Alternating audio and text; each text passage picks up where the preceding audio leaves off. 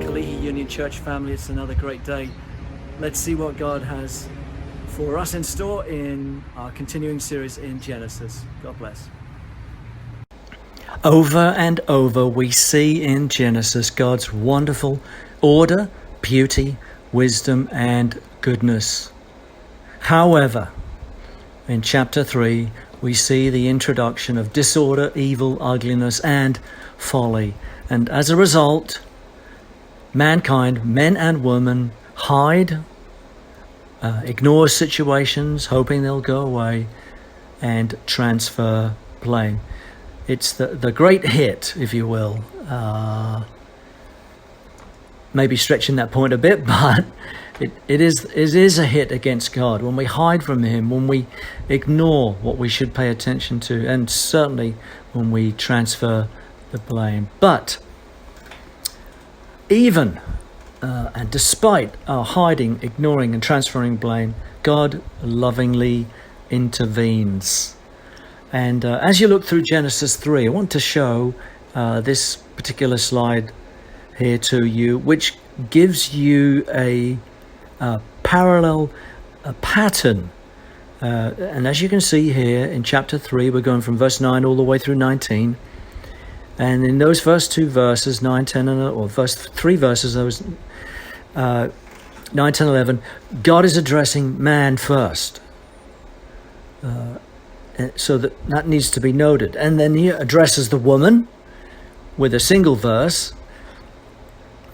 And then we see that the serpent is cursed, followed by the woman is cursed, and then the man is cursed. So what do you notice? Well, it begins and ends with man. There's a divine order here. And next question, where is the focus? Well, it's on the serpent. It's the serpent who's cursed. Now remember, the serpent's engagement with Eve and Eve's answer reverses God's order.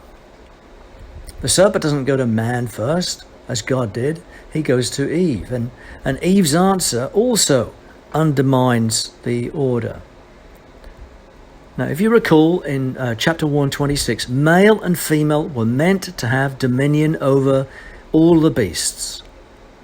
But instead, what we see here is that the lower created order, the serpent, assumes a higher order that it was never intended to have. It has rule over man.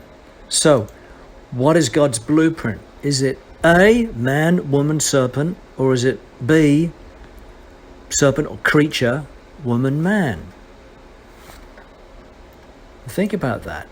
As you look at Genesis, what is the blueprint order? And I think what you'll see is this: man and God is important, man and woman, man and animal, man and ground.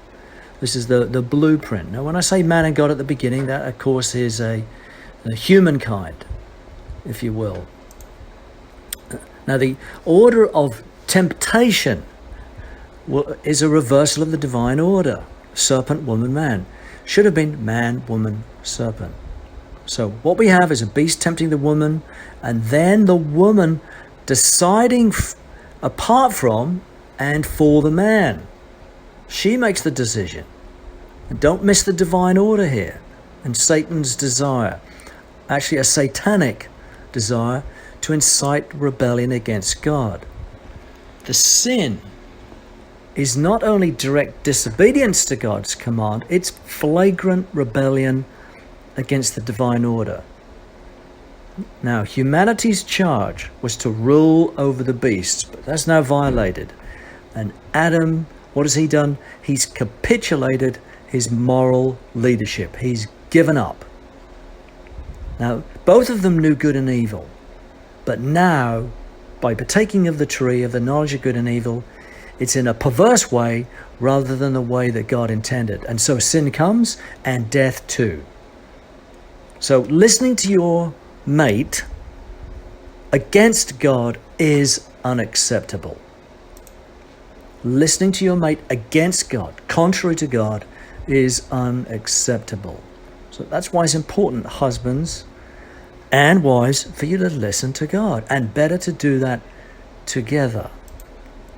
As to Eve's punishment, one interpretation among many is that the woman's desire will be to dominate her husband, yet he is to rule over her.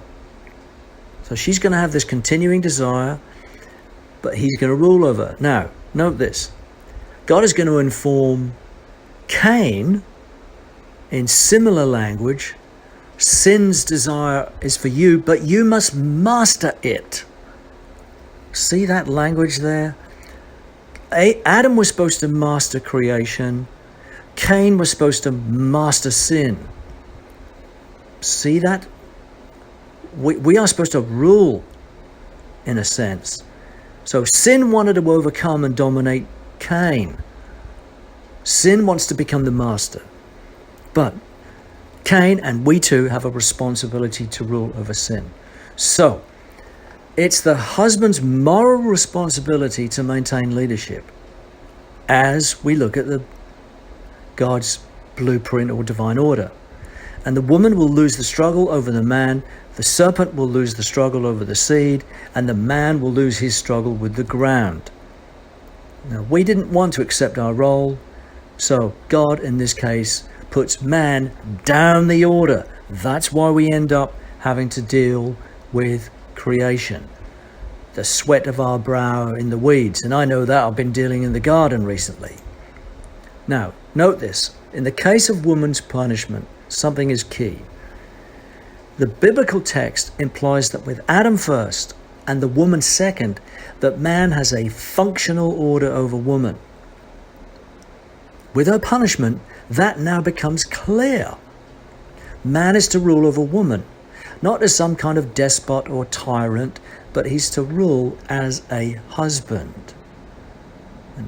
Remember from Proverbs 18:22. Look it up. Having a wife is a good thing. And Ephesians 5. See how Paul addresses the issue very clearly there, meeting a particular emphasis for each partner, and indeed how we are to operate. So again, how God deals with sin: the man is addressed, the woman is addressed, then the serpent is cursed, the woman is cursed, and then the man is cursed. Again, there's an order here and a parallel order too. Isn't that wonderful? God's wonderful order, beauty, wisdom, and goodness is there for us. Let's see his order and the beauty and wisdom and goodness in it. Bless you today. Have a great day. See you soon. Bye-bye.